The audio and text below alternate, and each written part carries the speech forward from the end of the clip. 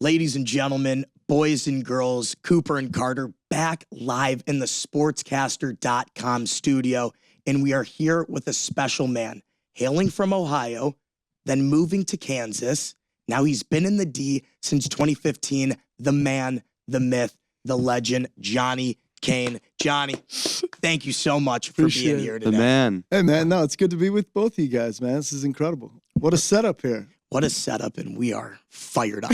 We We're are very fired excited. up. Let's go. About to run through a brick wall after that intro. Come There on we now. go. He's one of the best That's in as the good business. as it gets. Wow. Oh, my God. Seriously. And, we're going to talk about your career. We're going to talk about the state of the Pistons, the Tigers.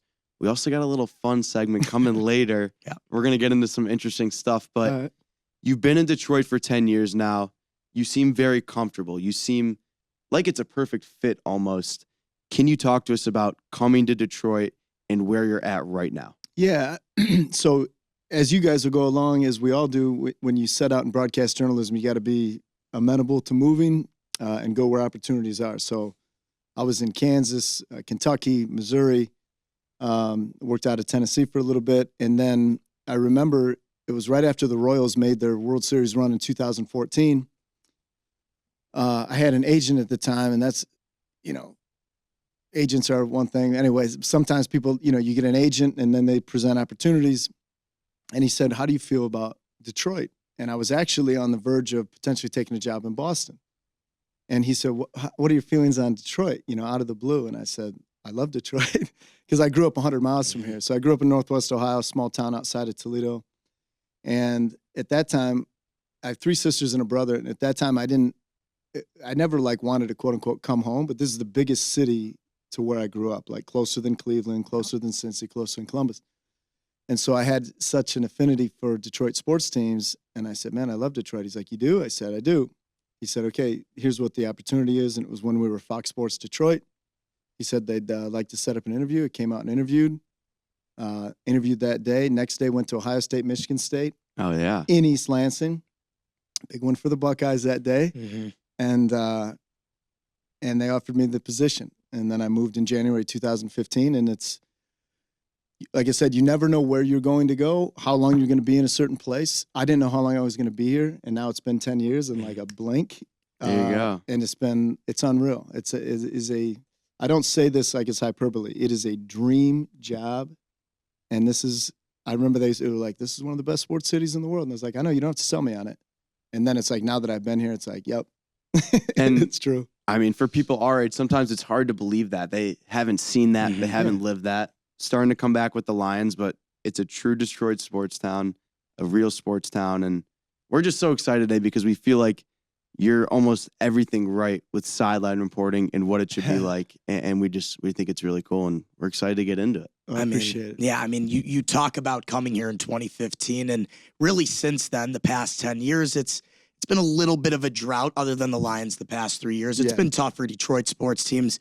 But this year, and with you working so closely with the Tigers, I mean, going 39-26 after the All-Star break, do I have to preface it anymore? The magical run must have been amazing. We really want to hear from you just how special that was. You working closely with the team, with the players, with the coaching. How amazing was that run for the front office, for the players, for morale of the city, really? Yeah, I'm glad. I mean, everybody gets it because we all lived it in some way. Like, we were all involved in some way. And that's the beauty of sports is the reason people resonate so much with sports is because you really feel like you're accomplishing something when your team is doing something. And so when I came here in 2015, the Tigers had just won 4 straight division titles. Now, the Royals had gone to Game 7 of the World Series in 14, and I was like, man, that's as close as I'll ever come to covering a world champion. I'm going to Detroit. They've got 4 straight division titles. Everything's cooking. Well, then the cooking simmered, you know what I mean? And you go through, like everything does in sports, it's cyclical, and we've been in a transitional period and rebuilding and trying to put the right pieces together. And so 16, 17, 18, 19, 20, 21, 22. And then you get to a point, everybody wrote us off in August. I say us because you do feel like you're a part of the deal. 100%. Exactly. Even as fans, it's like us. Yeah, we, us. I hate when people are like, "Oh, you're not a part of the team." It's like, well, you are as much as you want to believe you are. Especially in baseball. Yeah, exactly. When you're in it every day and you're going through it. Yep. It's such an incredible clubhouse. And, like to a man, like all of the guys that are in there, it's incredible. It's a collection of personalities that you try to get close to. You want to try to tell as many good stories as you can, like as anybody does in this profession. And then once they started winning, everybody wants that, like the magic button of like, well, what was the turning point? Like, well, what was it that turned it around? And everybody's like, just clicked. Like we just show up every day, we attack, we're optimistic about it, and then you start playing like a winning brand of baseball. And then it was like you win a series, another series, another series, and all of a sudden the wild card gets to single digits, and then all of a sudden it's like, what in the world? And then you look out at everybody else and you say, who's a world beater in front of us? Nobody. And especially in the Central, it's like, why not us? Like the whole like, why not us? 100%. Like, why not us? So like they just kept winning. I can't tell you, the night that they clinched, man, I actually was having a party at my house. It was like 100 people. It was like supposed to be kind of like a birthday party. Anyway, I called my dad and I said, hey, I'm not going to be able to make it to the party because, the Sox are in town. They got a chance to clinch tonight. And he's like, well, you should just cancel the party. I said, well, we got a jazz band coming in. I was like, we can't be messing with that. Can't stop the show. I can't stop the show. No. Party goes on. I said, the only thing that changes is you just say that Johnny will be here when he can get here, whatever. But that night, man, so my whole family's at my house, and there's a Dixieland jazz band playing like ragtime music from, they're actually from Tony Paco's in Toledo. Anyway, they come in, they're playing music outside, and then we had the TV on showing the game. And then we clinch. And you get into a clubhouse celebration like that where champagne's pouring, you could sit here and describe, oh, it was amazing. It was one of the best nights of my life. You know what I mean? It was like one of the best nights of my life. And all the players, I'm sure, would say that. And the fans that were there, fans that were watching on TV, like you can't emulate that type of emotion anywhere else in life. And it was like this sense of accomplishment. And it was like, we're in. Literal chills. Chills. Yeah. Literal chills. Come on. We were at our own respective schools. Yeah. I'm in Miami. I'm up, screaming, yelling. Yeah.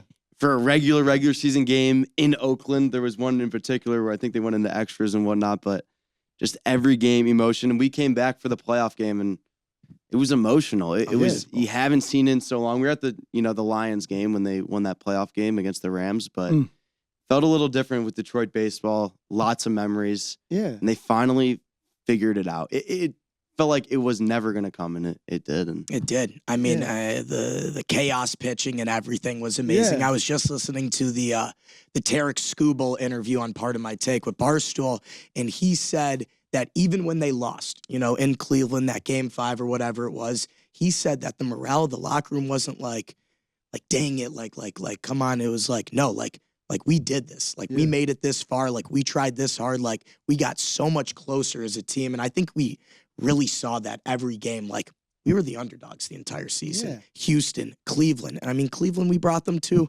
a sudden death, win or go home game. But Exactly. the team was awesome. And like at the end of the day, like when people say, we hear this all the time. It's like, no, nobody counted it. Everybody counted us out. Nobody thought we could do this. And sometimes, you hear that in all sports. But truly, the math was against the Tigers completely for months. And then it was like, wait a second. And then people started really paying attention nationally. I think here everybody understood what they were doing. But when you start mixing and matching, putting the right pieces together, and AJ Hinch, who's as brilliant a baseball mind I've ever been around, it's like when you start pushing the buttons and that in-game management, like you're playing chess and everybody else is playing checkers. And it was like, wait, what's up with the Tigers? And you're like, yeah, what's up with the Tigers? Like it was insane, man. And yes, when you get to the end of the road, yeah, you would have liked to have gone on to the ALCS, obviously. But you accomplished something it's just like in life. It's like, well, did you accomplish everything you set out to accomplish in life today? No. And then we got tomorrow. Okay. Or we got next season. Okay. Or the next series. So it's like, as far as the arc of where this ball club is headed, how could you not be optimistic about it, right? Go get a couple of pieces or whatever, and then continue to take steps forward. And there's no reason that you couldn't sustain this level of competitiveness for seasons to come. Like, I honestly believe that. Yeah.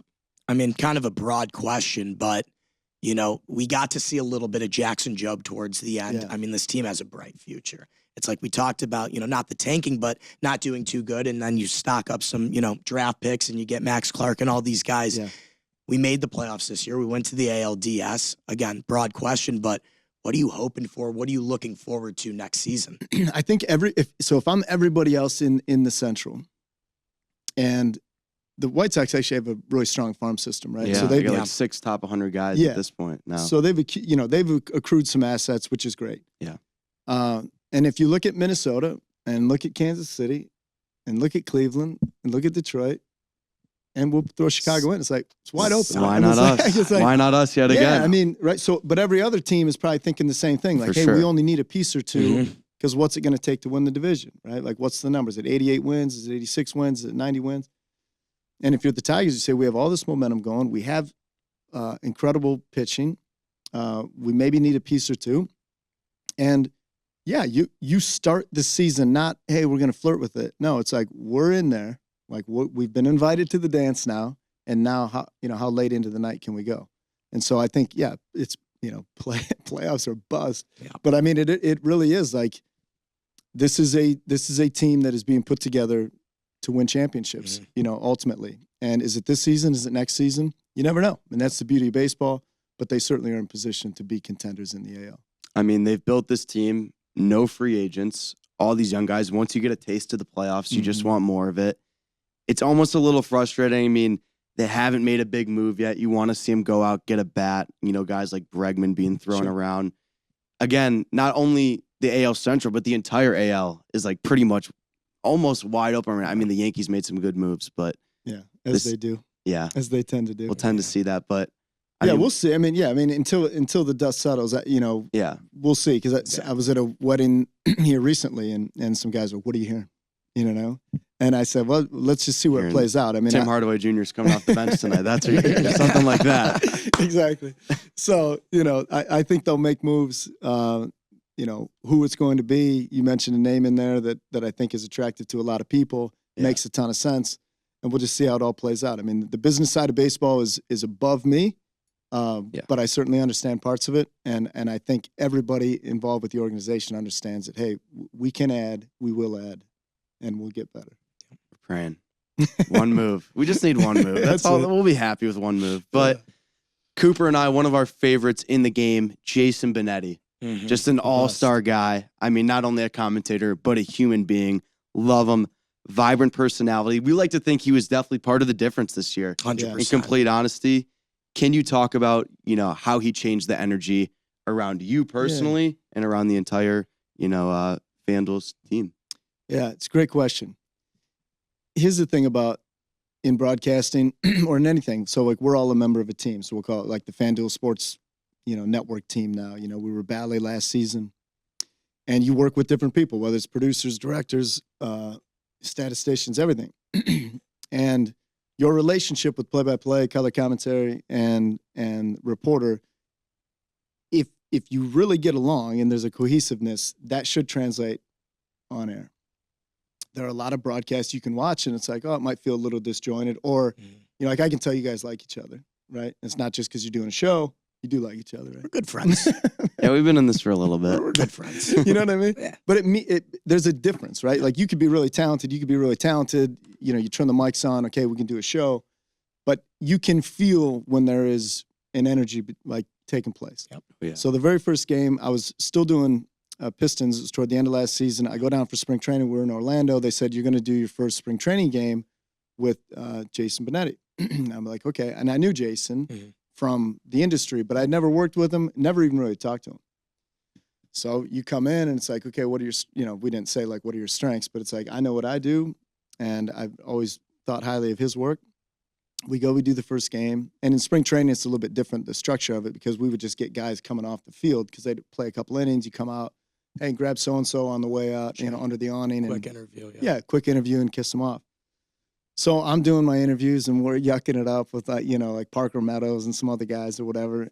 And we get to the end of it. We get to the end of the broadcast. And then Jason texted me and he said, hey, you ask really good questions. And that was it.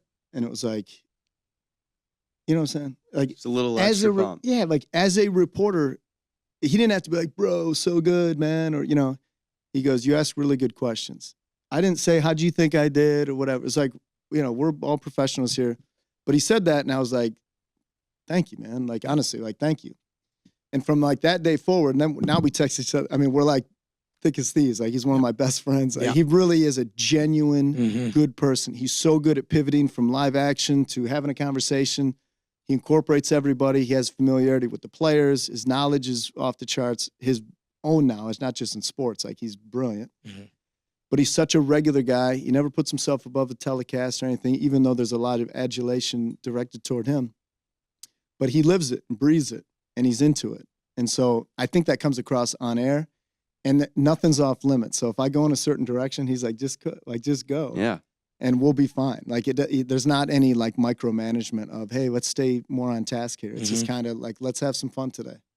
And when you do 162, you need to have some fun. Sure. And some days are going to be a little more monotonous. I don't even like to use that word, but some games are going to be kind of straightforward. There's not a lot of playfulness. Sure. Right. Yeah.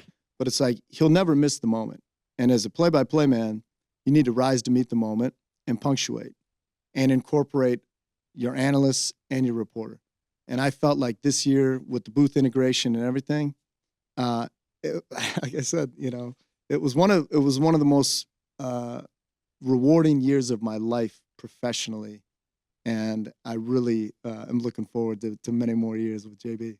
I mean, we root for players, root for teams. Cooper and I, we're actively rooting for Jason Benetti. I mean, heard him the other night on the Gonzaga basketball game. Had a great call. He's a grinder, man. He's always really working. He's always traveling. In NFL, too, in college football. Yeah. Unbelievable. He's in demand. Yeah. You know, he's in demand. He is, and everybody knows it. But the Yiddish term is shtick, and really it just means kind of having a good time, having fun with it. You guys on the call, and it's kind of what you just said. I don't know what it was. You tried like crickets or something, or when he just funneled them in his mouth. But again, that's one of the things I'm talking about. The grasshoppers. Yeah, toasted grasshoppers. Just a great time. I mean, you guys, the way he tells his stories and the way that, you know, you and him are on the call and you take a step back, you know, it's the fifth inning, like you're not in the thick of it and you can just have fun with it. It's great chemistry. It's great banter. I appreciate it's great for all of us, him, feeds off all the screen. Of us. Yes. Yeah, no, I appreciate it. Because I remember, so a couple years ago, and like you say, we'll use the term shtick.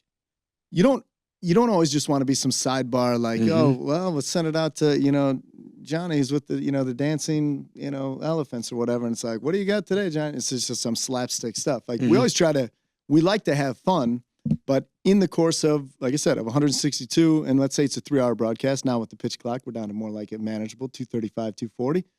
But there is room to let it breathe and have a little bit of fun. And so Jason likes to have fun. And I remember, you know, a couple years ago, I was trying some food oddity or whatever, and this a couple seasons ago, and I had run into Jim Leland.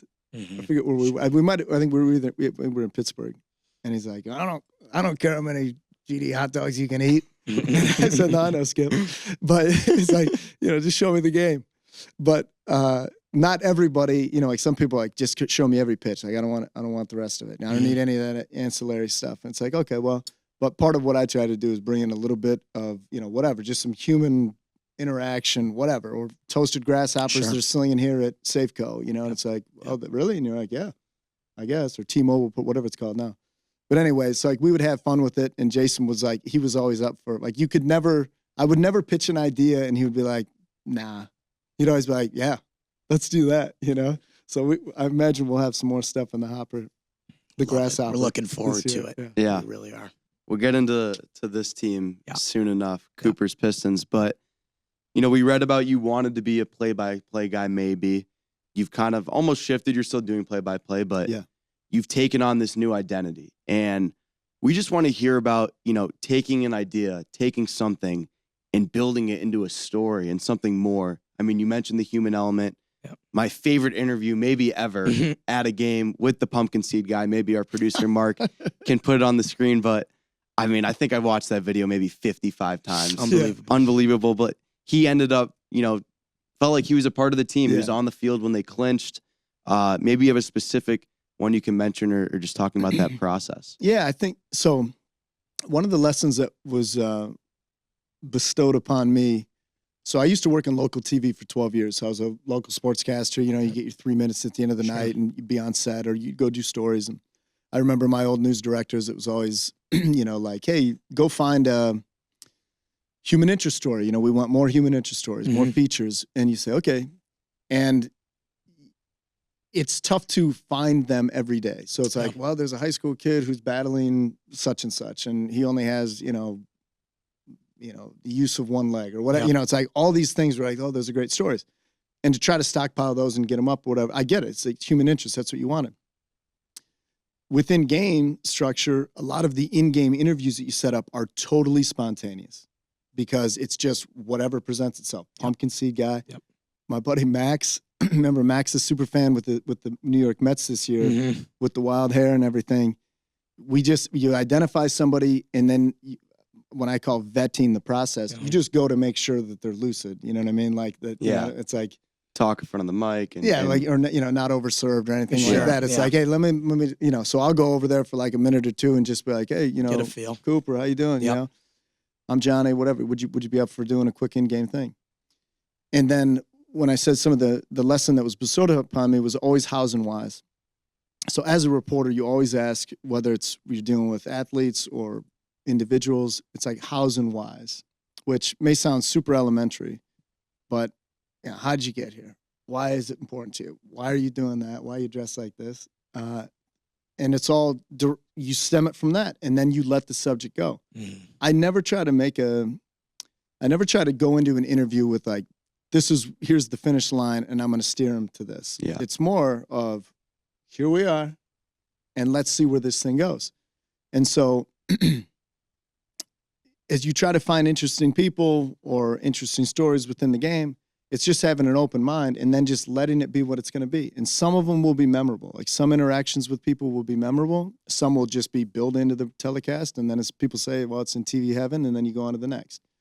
So you always just try to have an open mind on it. And you just want to be real with people like you guys. Like when you do interviews, when you do anything, whether you're talking to, Tom Izzo or JB Bickerstaff or AJ Hinch or Rob Manfred or me, it's like, just talk normally to people, like just interact in a normal way. And most of the time people will, if they were guarded at first, like a lot of times it's like, hey, you got 2 minutes? And you're like, sure. What are you going to ask me about? Because people want to be prepared. And when you sit down and it's all this, you get in, and then some people are like, they're guarded. And then it's like, well, we got to do whatever we can do to get a win today. Just a conversation. Exactly. Yeah. So you do that with anything. So athletes, fans, whatever. Let them know, it's like a friendly fire. Like, hey, I'm just here. We're just here to talk. Like, we're just going to hang out, and you don't have to worry about the cameras. They're going to be right here, and we'll spot this light up, and we'll clip this mic on and all that. And then all of a sudden, it's like you get people out of their comfort zone. You just want to tell stories, get to know people, have some fun. Keep them loose. Keep them loose. Let them loose. This is kind of, no promo, but this is kind of what Sportscaster is all about. I mean, this is some of the best advice I know I've gotten ever. And for anybody listening out there, this is exactly what you need to hear. But really what I want to hear and what I want to talk about, and I'm not Mason, but Detroit basketball, we can kind of start to transition into it. But what a season it's been so far, when last year, I don't think, the second win came, or the third win came until January. And this year it happened on November 7th.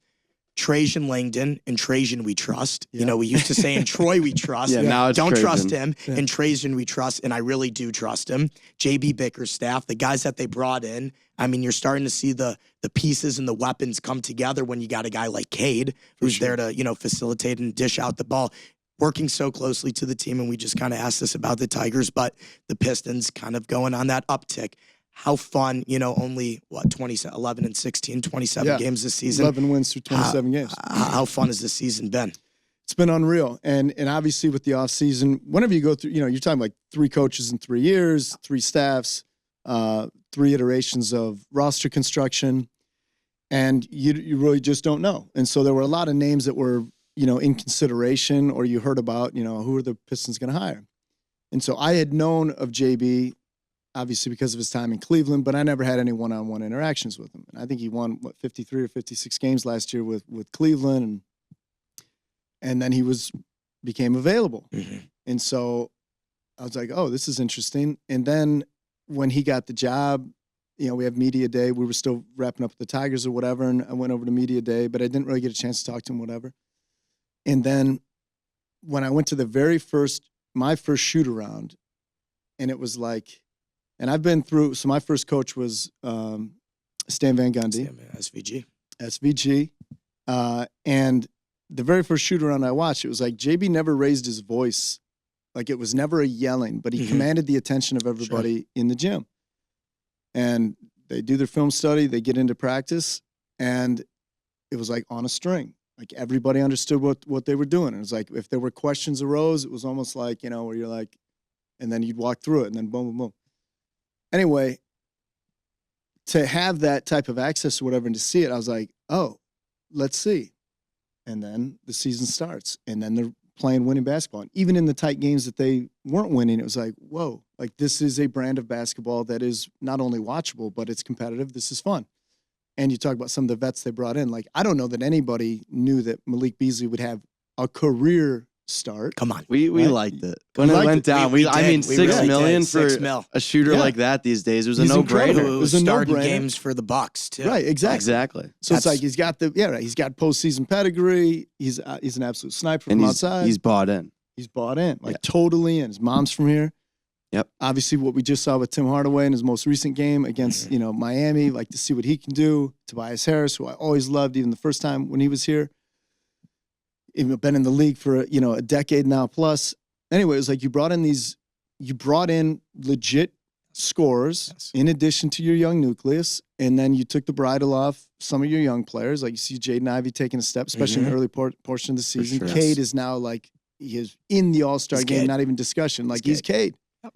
The motorcade has arrived, and there's no stopping the procession, So it's been great. And Trajan's been fabulous. And when I actually did get a chance to talk one-on-one with JB, it's just like, again, regular guys, very smart, understand what they want. They have a vision, unapologetic for it. And then let's go and then let's put it in place. And so it's just like if you have a vision for how you want this to go, like, hey, here's how we want our sportscaster to be structured. Here's how we want it to go. And then you implement it. And then and then you execute. Everybody has great ideas. A lot of people have great ideas. And then it's like, can you implement it? And then can you find success with it? And now we've already seen that the Pistons are having success with their strategy, with the plan. Yeah. I mean, it seemed like for the longest time it was tank and be contempt on that. And, cross our fingers. Hopefully we get, the number one pick, which we never ended up getting. Yeah, where's Wemby, by the way? Come on now. We're not going to get heated right now, okay? Let's just stay level-headed. But it seems like they brought in this veteran leadership that young guys like Cade and Jaden Ivey, who have the potentials to be easily all-stars, and Cade to be a superstar. They needed this veteran leadership, this veteran presence. And then you got THJ and Malik Beasley on the wings. Even love the Italian stallion, Simone Fontecchio. Exactly. But it's a fun team where the pieces are kind of starting to fit. Ron Howland, like the rookie, just saw his big performance in Boston. Exactly. 26. It was like, that was big. Kid's 19 years old. Yes. Like, you guys can remember 19. We're older than him. And it's starting to get a little weird with that stuff. Asar Thompson coming back with a blood clot, and then he starts and he's killing the Heat and Jimmy buckets. Like, they have good pieces. They're really good pieces in play. And we could go up and down the roster, but, we'll see where it all plays out. And if you look at the Eastern Division or the Eastern Conference, I should say, outside of, Boston and Cleveland, it's like, okay. And Milwaukee obviously just cut down the nets for their Philly's NBA got Cup. Philly's got injuries. And, the Pacers haven't been wide as good open. this year. And with the play-in, too, it makes it even more exciting for teams like ours who are teetering that, that 10 or 9 seed. Yeah, and now and we have pointed in a for. direction. Like if you just went through the top 10 teams in the East right now and said, okay, well, where are they going? And you could look at some teams and be like, well, they might, or they might, or they might. And you're like, if you look at the Pistons, you're like, oh, they're on the rise. Yep. So if you're on the rise and you're already in the play, you're hovering there at the 10, between 9 and 11, and it's like, okay, well, there shouldn't be slippage. Mm-hmm. So it's like you just continue to ascend, and then you put yourself in a position where it's like, hey, why not? I mean, you see we'll see this year, I guess, what playoff experience does to a young team. I mean, the Tigers, for example, definitely will help them out. I mean, something that really spoke to me was when Tom Gores fired Monty Williams after 1 year, ate up that money. And, obviously he was going through a lot, but we saw it with the Lions. Culture in sports, it's pretty much everything. Sure. And, JB, he might not be here forever, but he's building a culture. He's getting those young guys ready, and I just think it's going to pay dividend as time goes on. Yeah, it's all about establishing a culture. And I think if you listen to, in any sport, when people come in, they say, we're going to play X brand of basketball. We're going to play, we're going to restore this. And it's like, okay. And then, again, you have visions, and then can it be executed? And then do you see results? And then when everybody can buy in. And the thing about the Pistons organization, so I was old enough, that was when I really was into the NBA, was during when you guys started getting your season tickets. Yep. Yep, 89. Yeah. So like I have a Isaiah Thomas life-size poster on my bedroom door at home. Not anymore. But when I was a kid, it was like, he's like pointing right at me. That'd be okay. That would be fine. Yeah. So, but it was, and Joe Dumars was my guy. But like, I grew up on the Bad Boys Pistons. You know what I mean? So when you have that as like a benchmark, you say, that's kind of what we want to be all about. Yep. And you have guys like Isaiah Stewart, some of these junkyard dogs. It's like, Yes. that's a pretty cool culture to say, can we do that again? And then the 04 Pistons, I was in college. You graduated in 2004, correct? And then, come on.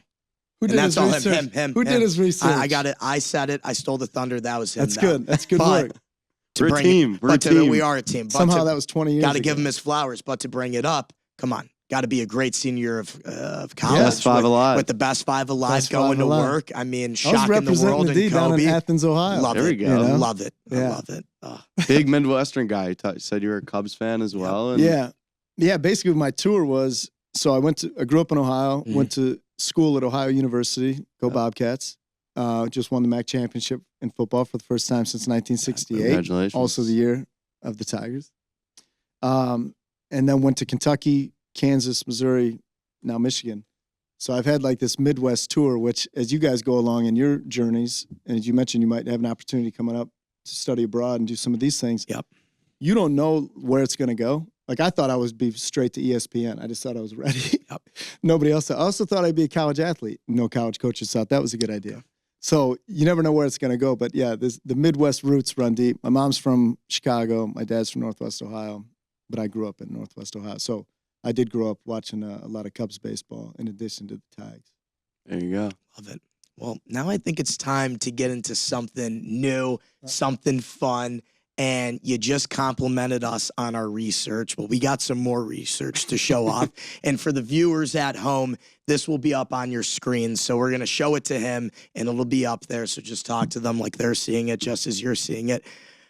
But Johnny, you're not safe from us, okay? We did a little bit of digging, and this is a brand new segment on Live and Uncut with Cooper and Carter. This is going to be a little dive into the gram, okay? Oh, no. So we found some good photos. This is Cooper's specialty right there. And I'm really excited about this one. And starting off hot, Johnny, what was going on with the earrings? Now, was this 80s? Was this 90s? Don't hate it. No. Love it. Yeah. But what was going That's a on? double And hoop. are we ever going to see these bad boys coming back? I think I could still get through the holes here. I can see it a little bit. Yeah, now that you double mention hoop, it. Yeah, I kept Claire's in business for a couple of years. That was I think 97, 98 maybe. High school. Okay. That was around track season, Okay. just rocking a couple Sure. hoops and always with the hoops. I mean, you see the studs sometimes nowadays, but the hoops, Yeah. those are They might out and come Good about. back. for you. It's kind of That's a like statement corduroy. play It might right come there. back. Yeah, it might come back. Good yeah, for it was you. a good look.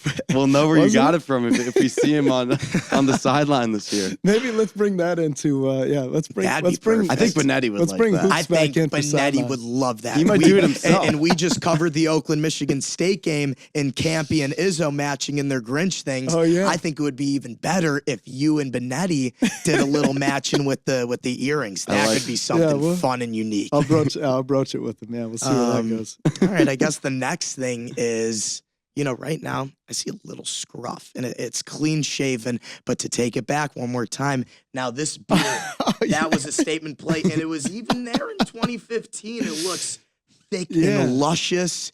What's going on with that? It's the winter months. Are we going to see any of that, or what are we thinking? I feel like now's the time. Yeah, I feel like so the first picture there was college. Yep. And I grew my hair out. I had it like shoulder length almost, and then I had a full beard. This is back when I, really thought I was cool. And I remember Mark Leff was one of my professors, and he had worked at CNN forever and a day. And he was always chewing on cigarettes like they were Tic Tacs, and he's like, if you want to be taken seriously, you need to clean up. I was gonna say, I wonder what the people up top are thinking Yeah. about that, especially at Fox Sports. Yeah, and it was kind of like, so at some point, like you're exploring, just having fun, but it's like, yeah, I'd like to be a sideline reporter, and you're over there, like, look how cool I am. It's like, well, you're not that cool. You know what I mean? Like, work on your craft, and then, maybe hit your face with a razor. But I do like to, in a different world, maybe one day when I retire, whenever that may be, which I don't know that I'll ever retire, but maybe I'll bring that full. I like it. I think the beard, if you can pull it off, you can pull it off. Well, you certainly can. We see it right there. I don't know about that, but I don't know about that. Well, the beard is cool. It's cool, but it's all right. And the earrings, I'd say, go second, right? They're going to take the silver. But number one, no doubt. And are you a WWE fan at all? Not so much. Me Back in the neither. day, I'm not really a WWE We know the fan staples, at all. though. Yeah. And one of those staples is Stone Cold Steve Austin. And he's got a nice little handlebar, but not as nice as this. Who is this guy? Because I don't recognize this. This isn't Johnny Kane. This is Johnny Bain. Okay, and he's coming to take names. What was going on with the handlebar? That's what I want to see. That's the cherry on top. Yeah, well, social media. What a brilliant thing that is. There you go. Yeah, going to the archives. Sure. I think I just come off having a full beard, and I was shaving, getting ready for work, and I said, well, we might as well just try to have a little fun with it. I don't think I ever went on air like that, but maybe I think there could be we a would have future seen in that if we went on air I like think that. everybody in Metro Detroit it would might have have been my remembered last that. day on air, but but yeah, no, it's you got to have a little fun with it. Sure. A little personality driven. Look, I'm not there yet. If I could grow you'll it, get then I there. would. You'll Okay, get there. then Still we got always time. said I want the handlebars. I really do. But there's a time and a place, so we'll figure it out. You when get that the day comes. unibrow, not the handlebar. Yeah, exactly. We're gonna figure it out. Maybe in Europe, that might be your Maybe time. in Europe. Yeah. That's classy. I Yeah, think let it is. in I don't there. know. Get that little pencil thin or whatever. Sure. Just get it started. You only know what I mean? once. You only live once, so we'll see what happens. I'm excited. It's fair. Well, you got to have that work-life balance. You got to have some things that you're into outside of the microphone. You're a big golfer. We saw it on the Instagram. It's our favorite sport. Nice. We try to play it all summer. Yes. 2 varsity golfers in high school right here, still avid golfers at our own respected schools. Do a golf trip every summer. Well, let me ask you. Okay, so what's your best 18? He's coming out hot with course. that. You go first. Or, 18 score. Course or Score. I have broken 80 before. Okay. Not consistently, but I have broken 80. Okay, good. I'm That's around big time. I'm around a 10, 11 handicap. Okay, good. So I can Index, get 10, with 11 that. index. Yeah. No, the gin says I'm a 12.3, but the gin is lying. I'm going to give myself a 14. I want to say I'm in the mid 80s. If I were to play right now, it would definitely be high 80s. I actually just played a beautiful Donald Ross course in French Lick, Indiana. It was really cool. But, when we're at our peak, it's low 80s, never broken 80. It was a big time segment for myself this summer, and we never got it done. But we do a golf tournament. We get in a little tournament action. Yeah. So for the past couple years, the Jews versus the Christians. Yes. We get after it. We get into it. Yes. We go up north. Yes. 3 straight days of golf. Yes. We tally it all Yes. up and made some big putts this year and took it home. It So was last year. The Christians took it home. We played at Treetops, Love which was Treetops. unbelievable. It was George unbelievable. Blaha country right there. There you He's go. a big Really? Treetops guy. You know, Yeah. and our buddies have their own he's got to be cottages up mean there. with the flat stick. Oh, yeah. That's what I'm thinking. He Oh, my is. God. He can Yeah, roll 300 it. plus yard Yeah, he just bombs. strikes it and count that baby, Hey, come on. Love Hey, that. real quick, the very first time, so when I was working in Kansas City, Tom Watson, so I think Watson's won like maybe 8 majors or with the seniors, maybe even more. But anyway, he was one of my favorite guys. You think I would know his numbers. But when he used to come back, so he's a Kansas City guy, when he'd come back, he would do a tournament every year. And the lady I was working with at the time, she said, Tom's going to be back at his event, and I'll let you meet him, because she knew I was such a big fan. So I'm like, oh. So you try not to get worked up. And typically now, like around, especially modern day athletes, I wouldn't get, a lump in my throat. But athletes from like my youth or even before then, like, some of the old timers, it's like, so Heart starts exactly. beating Heart a gets little going bit, a little sure. bit. So anyway, here's the event. Boom, here comes Tom, walks into the room, and she's like, hey, Tom, this is Johnny. He's a big golfer, and he's a big fan of yours. Yep. Tom extends his hand, doesn't say anything else, but can you break 80? Oh, come on. First words. Come on. And First- can you or no? Was What'd you the say? answer. So I had broken it. I'd There he broken is. 80. I Done. shot 79 once. Give him the Oh, golf once. for that one. But so I say, because you're just like, Sure. yes. Yes. And then I'm Yes, waiting Tom. for him to be like, yes, sir. And then it's like I'm waiting for him to be like, show me. But luckily he didn't. But Okay. he's, that was his first line. Can you break Wow. 80? I say yes. Then he shakes my hand. He said, "Oh, well, that's good." Is he going to give you one of these? Oh, my Exactly. God. No, like, I don't, Exactly. He would have just given you a look of disgust. Yeah. Exactly. You're not I friends said no, forever. but I'm flirting with it. And he's like, "Get Sure. out of my sight." Oh, No. my God. No, he's a great guy. But anyway, I just feel like if you can break 80, Yeah. you can get a handshake from Yeah. a major winner. Like, No, I that's all got good. 81 this summer. Just Okay. missed a couple That's a great putts. score. I mean, he's the one that kind of got me into golf, but Yeah. he's definitely the 80 breaker of the Yeah. group. But we had a good time this summer. We were up at Bay Harbor. What was it? Yeah. Bay Harbor Golf I Club, just right played on the up there, water. too. Yeah, it's Oh my incredible. God, the quarry or whatever we Yeah. played, Played on the in the water, yeah. reserve. Yeah, up at the Boyne Resort. Oh my God. yes. They we do played, such a recommend great that. we job. played Yeah. Highlands. Unbelievable. Yeah, Yeah, Boyne. Forget the other one. The one with Arthur the mountains. Hills. Arthur Hills. Arthur Arthur Hills. Hills. I just played those same courses this summer with a There friend you of go. mine. The Arthur Hills It's is fabulous. you go. underrated. I mean, Yeah. you get your bang for your buck. It was beautiful. Fabulous. Northern Michigan golf. I try to tell my New Yorker, my Yeah. LA friends at school, they don't see the vision like we You do. almost have and to get there to see it because You do. we do a golf trip every year with some of my buddies. Well, some There of you them I now have like young children, Mm-hmm. so we kind of put a halt to they have put a halt to the golf trip, because they have other responsibilities. Sure. But we have said we played once in Michigan, but it's like you could come every year to Michigan and just play as opposed to Play going to different some places. of the other states. Yeah, Yep. It's unbelievable. yeah. I love golf. Yes. We got to get out. We got to get Look, out there. if you need two As soon as young we're bucks back. to get out on the course, get rowdy with you, Let's get a and foursome. hopefully put We'll up get some Tom good Watson. scores. Look at Tom Done. Watson. Done. Yeah. It'll be all three of us in a scramble against Tom Watson. He can play his own ball, There you and go. we We can could team take up him. on him. Yeah. Oh, we What's take him his easily. age these days? Oh, we're done. He's up there. Yeah. Yeah, no. He can't hit No, the he put- fastball as hard as he used to. We'll get him some spiked Arnie Palmies, and then he'll be all over the place, and then Yeah. we're all good, and That's then all it is. we take it home, and we can hold that over his head. So then we're the ones asking, Yeah. can you break 80, Tom? Can you break 80? No, we can't. That's perfect. So good. That's good stuff right there. All right, we'll transition away from the golf. You've been to some of the best ballparks, the best arenas. We want to hear about some of those experiences. I mean, Cooper might want to poise a few, but I mean, for example, Kyle Fieldhouse. That's Allen what Fieldhouse? Allen Yeah, yeah. Fieldhouse, I should say. I'm sorry. Fog Allen, yeah. No, I got you. And I mean, we were listening to Coach Campy last night, and he was saying that's Yeah, he one went there. It's holy ground. It's so I covered Kansas basketball for parts of 9 seasons. Yeah. So Rock Chalk Jayhawk, I know course. probably a lot of the listeners are like, can take it or leave it. But to actually cover that team, the station I worked for was the television partner of the Jayhawks. So we got a lot of their non-con games that we would broadcast. And that was a lot of the reason that I moved to Topeka was to have that opportunity. And in 2008, Kansas played Memphis for the national championship. And that was the Final Four. It was the first time they had all 4 1 seeds in the Final Four. Yeah. Yeah. UCLA and Kevin Love, Yep. Memphis with Derrick Rose, Derrick Rose. Kansas, obviously, and North Carolina. Chalmers hit that shot. Mario Mario Chalmers. Chalmers. Yes. The shot sends it to Yes. overtime. There you go. That was, so I told you that the night that we clinched here with the Tigers was one of the best nights of my life. One of the other best nights of my life was when they cut the nets down in San Antonio. They were down 9 with 2:12 to play. That's right. Got hot. Yep. I'll never forget it. I will never forget that moment. And that was back when the media seating was like right there courtside, midcourt. I remember leaping out of my chair, like actually like feet first, kicked one of the security guards on accident because I was just like leapt out, and it was like I had to pick myself off the ground and him. And Chalmers hit that, and Memphis couldn't hit any free throws down the stretch. And Derrick Rose, whom I love, but who would have known at that time? Like Kevin Love, we course. just saw the other night, still playing. Crazy. You know what I mean? And that was in 08, and KU won it all that night. Special stuff. Yeah. Unbelievable. And being in Allen Fieldhouse, like you do get misty when they play and I'm sure a lot of I'm sure in East Lansing and Ann Arbor, Mhm. when they play that intro video, Yeah. everybody does it well now.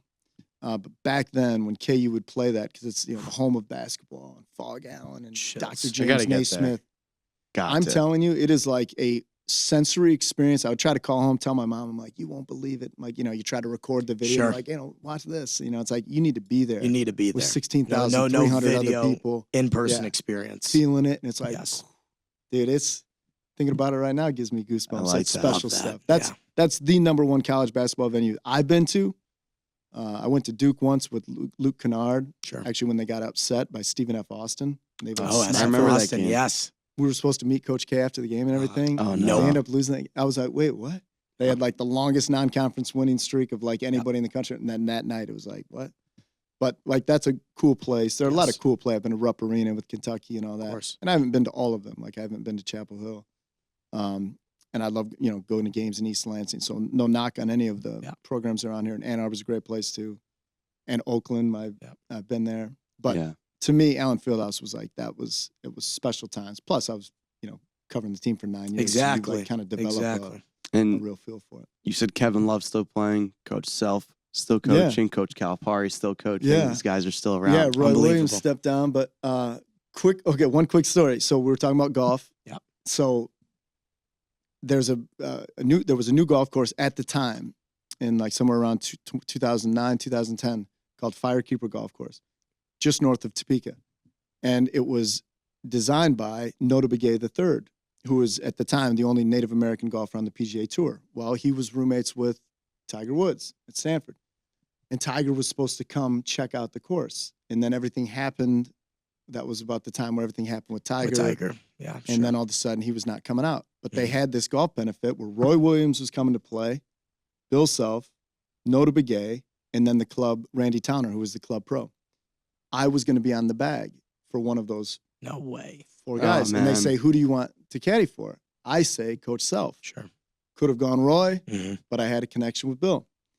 I go with Bill. My girlfriend at the time is a huge KU basketball fan. She comes to the event as well.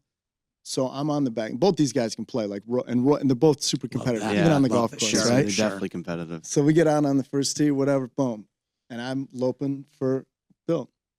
I call him Bill. Like, I'm sure if you told him, like, hey, Johnny said, he's like, who? But anyway, we get to like 3 or 4 holes in, and he's got like, I don't know, like a 35, 40-foot putt. I mean, this big breaker. And he's crouching there. I still have the picture of it in my office at home. And he's crouching down, and he says, I think it's going to be a big break, like left to right, da-da-da. And I'm crouching down. And I'm like, actually, I think it's the exact opposite, Coach. So I tell him, oh boy. I question the coach. He takes my line, misses the putt by like 12 feet. Oh, no. Because I had the wrong line. Oh, no. And he turns around, and he's like, I'll take it from here. Oh. I thought he was going to turn around and whack you with the putter. And that was it. And I was like, just I'll just keep my mouth shut, A moment just of happy to defeat. be here. Oh, my God. Just happy to be on the bag there. Yeah. Oh, man. One last thing Coach Self told me one time, and I'll give this to you guys because it's advice I've never forgotten.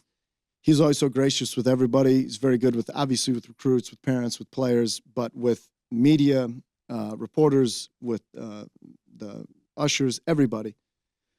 And I said, I know you have bad days. I was like, there's got to be days where you're just not into it. Like, we've all been there. And I used to wear my heart on my sleeve a lot, like in college, like you're having a bad day in college or whatever. And it's like, you just like wouldn't talk to people. And it's like, okay. And everybody knew it. And it's like, hey, man, stay away from Cooper, stay away from Carter. It's like, well, what's wrong with him? It's like, I don't know. And I asked Bill, I said, Bill, here we go again, first name basis, Bill. So I say, Bill. But I said, Coach, I notice you always are the same. Like, you're always the same whenever you come to the gym or you come to the field house. And he said, you know what? I have bad days. He said, but I always remind myself, it's not everybody else's fault that I'm having a bad day. And I was like, yeah, right? 100%. I didn't make you in a bad mood, so why would you carry that over to me? Yep, sure. That's something you got to keep in mind. Yeah, like I've never forgotten that. It was such a elementary thing. It was like, it's not everybody else's fault that I'm having a bad day. I was like, correct, period. Clicks.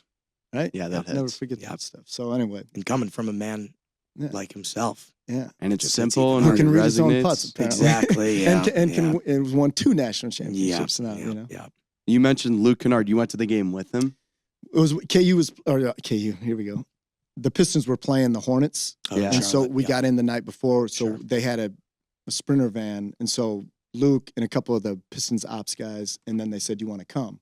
So I was coming to get some pictures or whatever and see him catch up with Coach. Yeah. Luke and I actually do have a friendship. I actually just saw him when we were down in Memphis, and nice. He has a beautiful little baby now and stuff. But It wasn't like it was just Luke and me hanging, like I'm name dropping, like we were cool. No, I mean, But- Luke Kennard's got a special place in my heart. We went to a meet and greet one time. We did. DM'd him after. Nice. Played Fortnite with him that Nice. night. So- Had Yeah. to share that for the Nice. sport. Amazing. Yeah. So love He's a Luke great Kennard guy. for life. I mean, He's a great he was guy. on the mic with us and everything. I was probably Really? 12, 13 years old. And Awesome. he played Fortnite No, with see, us. So. That but was awesome. that goes to our point about we're all just regular individuals. Exactly. We really Exactly, are. yeah. Exactly. He's very gifted at shooting threes, and Yep. I'm not.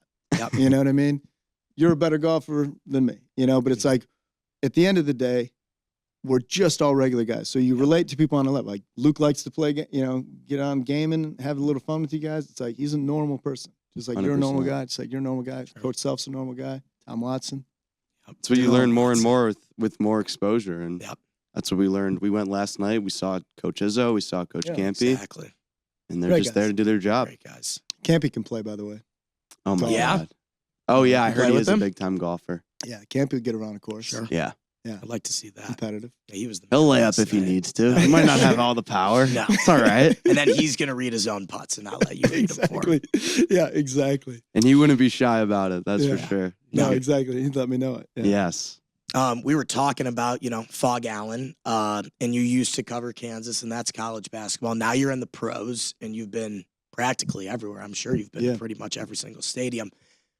How does a place like Fog Allen, magnitude and size of that, compared to a place like the Mecca or TD Garden Yeah. or Good United question. Center? Yeah, good question. Yeah, so all those places are special, and actually Philadelphia is really great too. Like they pack it in. Yeah, Wells Fargo. Wells Yeah, Fargo, great yeah. time. So the biggest difference is so we don't do, we don't do much with FanDuel. It's the Pistons, Tigers, Yeah, and Wings. yep. So it's all professional sports, which is fabulous. The beauty and the pageantry in college athletics is the pep bands, dance teams, all that stuff where it's like, and it's typically, like a younger audience that's Mhm. there, so it's different. It's different. When you get to the pros, there's an expectation. Like this is, hey, we're here and it's elite. Like the competition itself is elite. You know what I mean? Like you can go to a great college basketball game, like even last night, and like how many pros are on the floor at any given time. It's like, so the sports are vastly different. But going to a place like the Garden is incredibly special, and they pack out. And like we were at TD Garden the other day. So again, I try not to get too worked up about when celebrities are around, but I'm Mhm. mostly around athletes. Sure. So when you see people that are like actors or Yeah. musicians, it's like, whoa. Like Yeah, Money change of Mayweather taste. was at the Oh, unbelievable. at a Heat game game. here recently. It wasn't Miami. Okay. I've seen him in Miami. Yeah. I saw him, I think, I'll think of it here in a second. But so like Money Mayweather was at a game here. I think it was Charlotte. Oh, wow. Okay. I actually think it was in Charlotte. Respect that. Anyway, I guess I had Dave Chappelle recently. And when we were when we were at Nice. TD Garden, Yeah. Maria Menounos. Okay. I don't know if you know her at all, That's, but if you ever go to the gas pumps now, it's like she'll typically pop on the screen and like Sure. tell you the news of the day or whatever. Sure. Anyway, she's incredibly talented or whatever. Mhm. But she was like sitting 2 rows ahead of me, and Yeah. 1 row ahead of me was Liam Hendricks, who's now the closer for the Red Oh, Sox. yeah. Right, and then you go to New York, and it was like all the greats from like Michael Irvin was See there. everybody. Yep. You know, The and U. then it's like Tracy Yeah. Morgan. Come on now. Yep. What's that? The U. Yeah, the U. Michael Exactly, Irvin. exactly. Yeah. And it's like here are these guys, like especially in my childhood, it was like Michael, like Jerry Rice was my obsession as a Favorite. kid. Yep.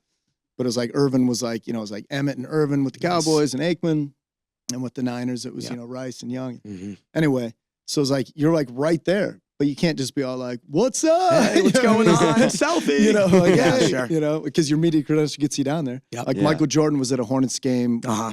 early in my career, like 2016. You couldn't even get close to him, but I'm like looking, I'm like, that's Michael Jordan. I was actually I there. feel like that's everyone's reaction to Michael. It's just Yeah, it's like He's it's almost nice. like a unicorn. like Magic he's- Johnson at a game in LA a couple uh-huh. years ago, and he's obviously super close with Greg Kelser, our analyst. And Kelser's salt of the earth human being. Yep. And he's like, hey, hey, Magic, it's just Johnny or whatever. It's like, so there's another one where you're just kind of like, I'm trying to be Yep. cool. Hey, You're like, hey, respect your game. yeah. shaking hands. You yeah. know? I mean, talk about basketball arenas, but the ballparks. Ballparks. That's Yeah. what people love. That's what Yes. people want to hear about. And you don't get to go to every single one of them every year. I mean, what are some of your favorites? Is there something that stands out to you? Yeah, I still like the classic ones. You know what I mean? Yeah. Like Wrigley. So and Fenway. Wrigley's my Wrigley's one. got to be close Wrigley's to still your number heart. one. Sure. That was the first ballpark that I Yep. remember, going to Yep. like of age. The old Tiger Stadium, Mhm. that we could do a whole hour on that. I wish Tiger Stadium was still here. Yep. But Fenway would be 2. Yep. Everybody talks about PNC Park in Pittsburgh. Which That's is what a I was wondering. fabulous- PNC, because Yeah, I it's haven't been fabulous. there, and it The looks backdrop of the beautiful. city. I mean, Yes. every ball, and I'll say this, and I always get grief for this. This year we did, so, speaking of Benetti, when we would go to Tampa Bay, and it's like everybody likes to discard the trop, Sure. Sure. the tuna can or whatever Sure. they call it, or Yeah, the tin can or yeah, whatever. tin can. It's like, man, it has something. Like Yeah. it has something there, and they have the Devil Rays that are out in center field. Mhm. Yeah. So I pitched to Benetti. Yeah. Hey, we're playing on a Tuesday. I was like, how about we do Ray Tank Trivia Tuesday? Like And he's, that. you know what I mean? It was like Yes. alliteration. And, Yeah. and he's like, oh, I like it. Well, we have mic issues because I'm supposed to be on a different mic. So Mhm. the frequency's off. So I'm out there trying to do Ray Tank Trivia Tuesday. He's calling a game. I get 2 kids next to me or whatever. I was just like, hey, kids. But they weren't even part of the bit. So why did I even bring them in? Everybody was confused. It was just off the rails. So Yeah, I'm like, sure. true or false? You're having Kevin fun with Cash it. has his own I personal love it. aquarium at home, you Yeah. know, and Benetti's like, the 3-2, and it's like, anyway, it was off the rails. But this That's whole Ray unreal. Tank Trivia Tuesday, we always talk about, well, we'll always have RTT, Yeah. I love that. especially with what happened down there Yeah. with the Yeah. hurricane. But Hurricane. anyway, but I like the Trop just Yep. because it's so unique. You know what I mean? Like you don't have places like that everywhere. And in the Central, I'll just say in the Central, Yeah. places that don't get a lot of love. I mean, Comerica Park is fabulous. Yes. But Progressive Field in Cleveland is a really nice ballpark. Guaranteed rate in Yes. South Side of Chicago, really great. Like there's Kauffman I Stadium. mean, what about Coffin? I was going to say Kauffman that's is your like spot. that's the second. That's there's- storied right there. yeah, I've been there the second most behind Comerica, like as Mhm. far as attendance. I love Kauffman Stadium, Yeah. and the fans there. It's just every place you go, like in Philly, it's a different fan base than in Kansas City the Yeah. bank. and in Gets Milwaukee, rocking. to Yes. right, in Yes. San Francisco. Like Yeah. they're all different. So it's like hard to, it's like you're just kind of like, it's all personal preference. So Yeah. I never dog guys that give, stock answers on that, but Mhm. I will give a little bit of love to the Trop. Love it. Yeah, I love like that. That's good. And It's unique. I want to try out a place like Coors Field, Yeah, T-Mobile fabulous. Park. Yep. Something like Petco Park, one Petco of those Park. spots. Went to Petco's that's the last one on my list. Okay. Really. I've been to every other one. Oh, and I wow. just You've never haven't- been to Petco? Haven't been to Petco. I went once. Unbelievable. Cool. Because it's right in downtown San Yeah, Diego and forget it's it. super new and nice. Yeah. Yeah. I don't know when they built that thing. Similar to Progressive Field, because Progressive Field, they have like those glass boxes Yeah. in like left field or something. Really nice and And brand left, new. yep. But my girlfriend is actually from like downtown Chicago. And she, grew up a diehard Cubs fan her entire Oh, life. nice. So every single time in the spring or summer I go down there and visit her, make her take me Yeah. to a Cubs game. And It's an then experience, and yeah. I'm 3-0 when I go there, and every single time we're after the game, we're saying, "Go Cubs, go!" Yeah, it's a beautiful hey, thing. Chicago, but Yeah. the wall with the ivy and the vines or Yeah, whatever. you can't.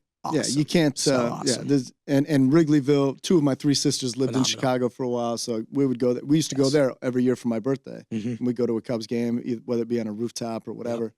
Murphy's, one of the best bars in the country. Love Across Murphy's. the way, even Yeah. if you don't drink alcohol, it's Yeah. like just fun to hang. Murphy's Anyway, dugout. yeah, Murphy's Yep. bleachers. Yeah, Yep. Now that we're turning 21, like, got to go outside there, get the scenery, get it all down, Exactly. yeah, and check it all out. Yeah. it's fabulous. Yeah. Okay. Well, I guess kind of the perfect way, cherry on top to close it out. Maybe something you haven't told us yet. It's a basic, broad question, but it's kind of how we like to finish things off here.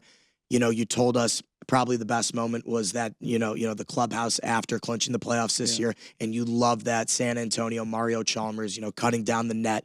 What are some other unbelievable stories that you could remember? Close your eyes, boom, you're there immediately because it was so memorable. I'll say this.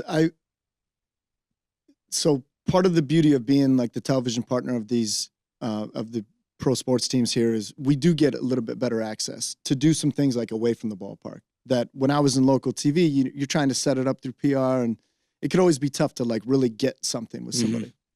And so there's like a trust from both sides where it's like, hey, this will be good. So when Ron Gardner was here, love Gardy, and we always had a great relationship. And we would go do what was called fishing with Gardy. I said, well, we did it twice, like 2 summers or whatever.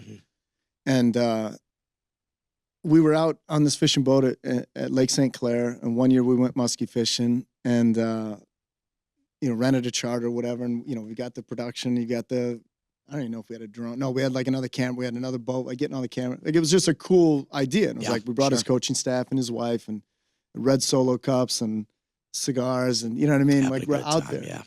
And I remember, so you're on this boat, but when you're in it, like when you're in it, sometimes it's hard to like step back and reflect on like how you got here. So at the time it was like, I've worked, like I feel like I work pretty steadily year round. So when you're kind of in it, it's hard to like step back. And so a lot of times I'll ask guys like, hey man, how you feeling? Or when you reflect on this or you reflect on this season. And a lot of people are like, I haven't had a chance to do that yet. And it's like, well, it's true. Like you really need to like step back. That's why a lot of people say, hey, I need to go reset. Like you take a vacation and then everything starts flooding in, or you rifle through your pictures on your phone and you're like, man, I can't believe I just did all this. But anyway, we were out on the boat and I was talking with Gardy and I said, if you would have told me at 10 years old that I would be interviewing the manager of the Detroit Tigers on a fishing boat, I'm like, I don't even know what I would have said. That's awesome. And he says, if you would have told me at 10 years old that I'd be managing the Detroit Tigers, I wouldn't have believed it either. Unbelievable. Right? And that goes back to our point. We're all just chasing our dreams. Yep. And it's like, nobody is, you know what I mean? Nobody's outside of that. It's like the human element, the human experience. And it's like, you know what I'm saying? Like, how did we get here? Like chewing cigars in the middle of Lake St. Clair. And it's like, he's living out his dream. And my dream was to be talking to him. You know what I mean? It was just like a cool kind of like a moment where you're like, yeah. Full circle. Yeah, That's right? awesome. It was like something that you can just be like, you just savor, It's like, how many people are ever going to do that? Not many, I wouldn't think. This stuff means something to you. You could have brought up Miguel Cabrera's 300th home run. You could have brought up, the 5,000 hits, but that's what came those to are mind. cool too. those are cool, but Those you are bring up cool. something that's true to you. And, Yeah. we were so excited to have you on. We know you're such a genuine guy, and so happy with how this went. This is awesome. It's great. I think people will love it. People will love it. You are the man, and Thanks, man. we really appreciate you because he's got to go down to Toledo to get the best Mexican food and margaritas, but took That's time true. out of his In day Toledo. to come Yeah, meet with yeah. us and talk to us. So, Johnny, we really appreciate you. I appreciate you guys, man. Thanks a lot. You're the man. Appreciate it, boys.